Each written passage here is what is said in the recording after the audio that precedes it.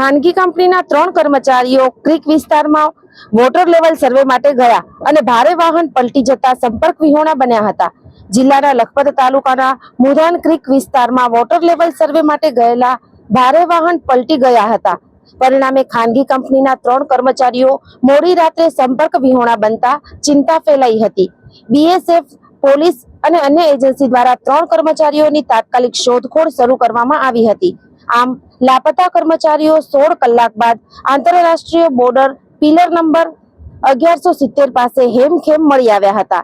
BSF અને પોલીસની ઝડપી કાર્યવાહીથી કર્મચારીઓ મળી આવતા જીએચસીએલ કંપનીના અધિકારીઓ અને સુરક્ષા એજન્સીઓએ રાહતનો શ્વાસ લીધો હતો। સરહદી જિલ્લા કચ્છના અતિ કઠિન એવા ભૌગોલિક વિસ્તારમાં અને કચ્છના રણમાં મીઠાના અગરના માધ્યમથી બ્રોમિન બનાવવા ઘણી કંપનીઓને જમીન સોંપવામાં આવી છે। ગુજરાત હેવી કેમિકલ્સ લિમિટેડ એટલે કે જીએચસીએલ કંપની પાસે પણ આવી જ એક જમીન છે। આ જમીનમાં પાણીના સ્તર માપવા માટે કંપનીના 3 લોકો ખાસ ભારે વાહન દ્વારા ઝારા વિસ્તારમાં ગયા હતા।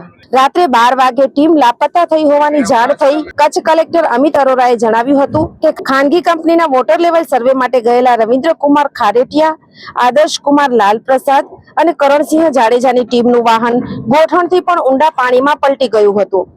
ચોમેર પાણી અને મોબાઈલના સિગ્નલના અભાવમાં આ ટીમ સાથેનો સંપર્ક પણ થઈ શક્યો ન હતો।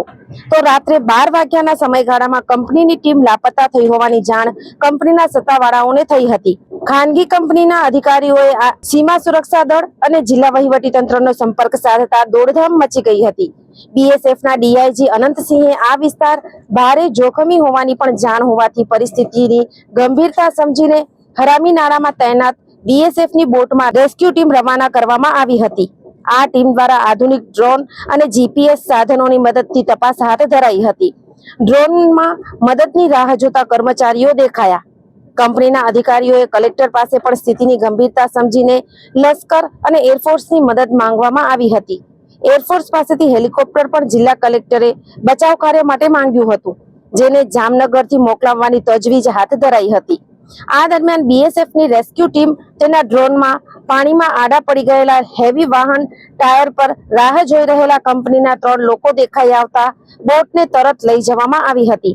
વહીવટીતંત્ર, બીએસએફ અને એરફોર્સના સંકલનથી સફળ રેસ્ક્યુ કરી બીએસએફની ટીમે 3 લોકોને બચાવી લીધા હતા અને રેસ્ક્યુની સફળતાની માહિતી મળતા જ સૌના શ્વાસ હેઠા બેઠા હતા।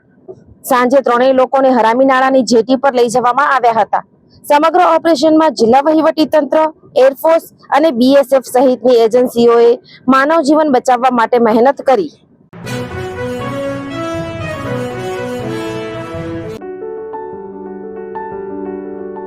નમસ્કાર મિત્રો, આ છે અમારો ઓસ્ટિયોફિક બોન સેટિંગ સેન્ટર ભુજ કે જ્યાં કોઈ પણ પ્રકારની દવા કે ઓપરેશન વગર શરીરના વિવિધ સાંધા તથા મણકાના લગતા દુખાવાની સારવાર મલેશિયાની પ્રખ્યાત બોન સેટિંગ પદ્ધતિ વડે કરવામાં આવે છે, જેમાં કમર તથા ડોકમાં ગાદી ખસી જવાથી થતું કમર કે ડોકનો દુખાવો, ગોઠણમાં ઘસારાને લીધે થતું ગોઠણનો દુખાવો ઉપરાંત ખંભા, કોણી, કાંડાની સારવાર કરવામાં આવે છે, તેમજ ગેસ તથા માથાના દુખાવાની સારવાર પણ કરવામાં આવે છે।